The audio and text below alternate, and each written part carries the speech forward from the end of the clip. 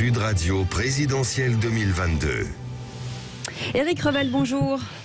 Bonjour Cécile, bonjour Patrick. Alors chaque matin, Éric Revel qui prend un sujet de cette campagne électorale ou un fait en tout cas autour de cette campagne. Alors là, il y avait Manuel Valls qui a été notre invité exceptionnel depuis 8h15 ce matin pour vraiment traverser en fait à la fois la gauche et revenir aussi sur la droite et Éric Zemmour.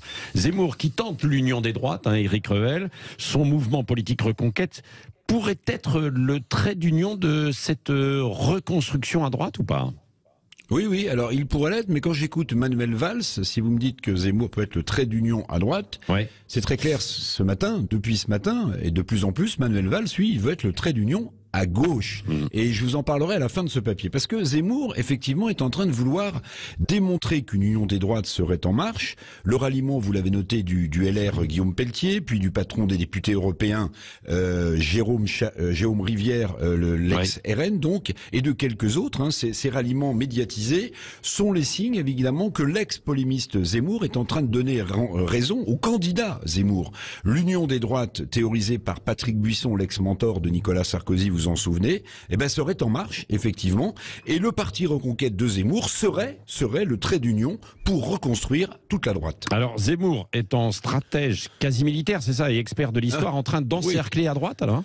Ah oui, moi je fais un parallèle. Zemmour, admirateur de Napoléon, tente un encerclement des droites, évidemment. Il a d'abord, vous en souvenez, débordé Marine Le Pen sur sa droite, sur le champ de bataille politique, en décentrant aussi, si j'ose dire, le centre de gravité politique des LR vers la droite également. Zemmour, dans une sorte de guerre éclair, veut passer en vainqueur son pont d'Arcole politique. Alors, vous me direz, Guillaume Pelletier, l'opportuniste, ou Jérôme Rivière, ex-RN, sont un peu légers pour incarner les maréchaux de l'empereur. Et puis Zemmour, à ce stade, compte bien peu de ralliements de poids pour faire aboutir cette stratégie dont vous parliez, Patrick, cette stratégie de mouvement politique. Mais l'union des droites donne vraiment l'impression de progresser sur le terrain et parfois d'ailleurs dans l'esprit de certains LR. Oui, c'est ça. Alors aussi, il faut des thèmes en fait de campagne. Il y a l'immigration. Les chiffres d'ailleurs de l'immigration sont tombés pour 2021. Et pour l'exécutif, pour Emmanuel Macron, ils ne sont pas fameux. Ah oui, alors Zemmour, aux prises avec la justice, on le sait. Zemmour radical sur le thème de l'immigration, on le sait aussi. Les chiffres 2021, je vais en prendre 3, ils ont été publiés hier. 52 000 migrants ont tenté de franchir la Manche depuis la France.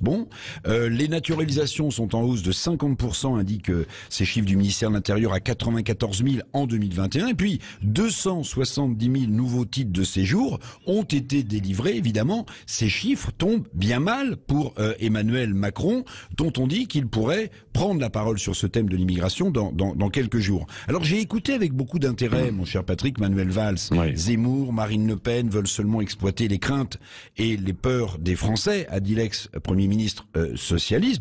Mais les chiffres sont têtus, les chiffres sont là, notamment sur la question de l'immigration. Alors, Zemmour, Napoléon unificateur des droites, Austerlitz ou Waterloo politique. En tout cas, Zemmour aura décomplexé la droite en plaçant sur la table des thèmes que la droite républicaine n'osait plus aborder. Et je vous le dis comme je le pense, quand j'écoute Manuel Valls, je me dis, Manuel Valls est sur le point également de décomplexer la gauche. Valls, Zemmour de gauche, on verra.